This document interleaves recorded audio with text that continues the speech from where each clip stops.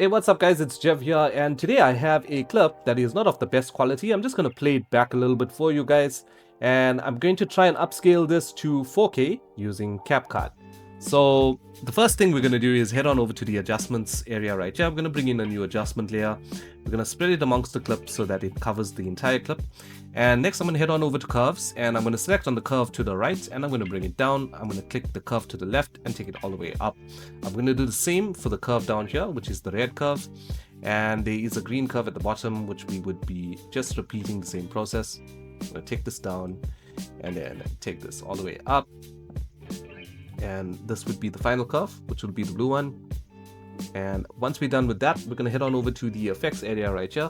We're going to type in the search bar for blur.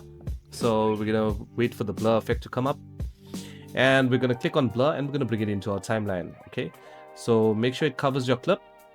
And next up, we're going to click on this blur intensity and ramp it up all the way to 100. Next up, I'm going to click up on this main clip track right here, and I'm going to hold Alt and drag to the right to create a duplicate. I'm next going to select all these clips here, and I'm going to hold Alt and G to create a compound clip. Okay, I'm going to drag this to the top of our main track right here, and I'm going to set the blend mode of this to color burn. Okay, I'm now going to set the opacity of the blend mode to 30%. Great. So next up, I'm going to the media tab right here, and I'm going to select the library tab, and I'm looking for a white square. So this is a solid white square that we need. We're just going to cover our entire clip with it right there, and I'm going to set its blend mode to overlay, and I'm going to change the opacity of this to 80%. Great. So next up, there is some further refinement that we need to do. So we're going to be clicking on the main track right here. Okay, and we're going to head on over to adjustments. Okay, we're going to scroll all the way down until we see tint. We're going to change the value of tint to 12, saturation at 12, exposure is going to be -5, contrast is going to be 5, highlights is 5, and shadow would be -6. Now we're going to go further down, and we're going to head on over here to sharpen, and we're going to change sharpen to 12 and clarity to 13. So that's your settings right here. And next up, we're going to head on over to SHL right there, and we're going to change the hue here on the top to 18 and the saturation to 19. We're going to click on the orange color right here, and we're going to change this to, we can change this to 15 in fact, and make this 17. Yeah, that should be okay right there. So now if we play our clip back, we should have something like this. Should be looking at a lot of improvement as opposed to the previous quality that we had.